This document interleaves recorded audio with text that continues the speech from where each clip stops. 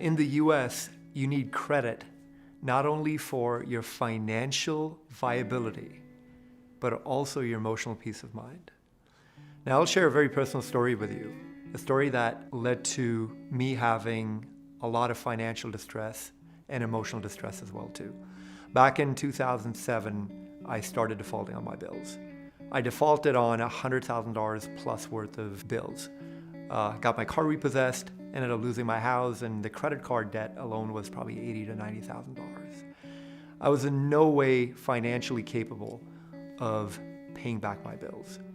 And the shame and the helplessness that came with that was just significant.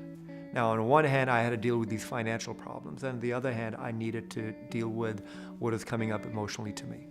And what I realized years later, once I was able to get out of the situation and heal myself financially and emotionally, is looking back, I see that our society makes us judge ourselves based on what kind of credit that we have.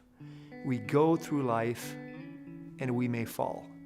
And while we're down, which is just a normal part of life, especially when it comes to credit, we make up all these judgments about ourselves.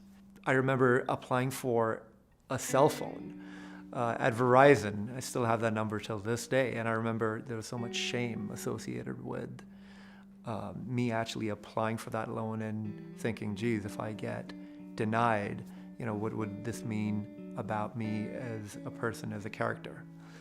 So I want you to just understand, if you're in a financially difficult place where your credit does not reflect what's really going on with your life, it's okay. Credit is not something to judge yourself upon. If you have issues with credit, they just need to be dealt with. It does not say anything about your character.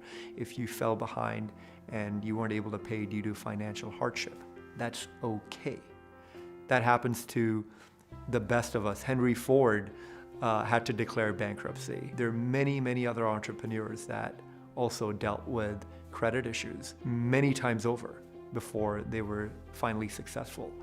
So I wanted to take this video to share with you that it's fine.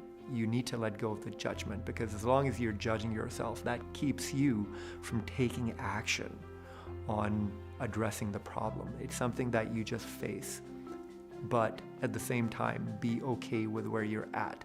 And I've dealt with people over the years that the emotional component keeps them from taking action.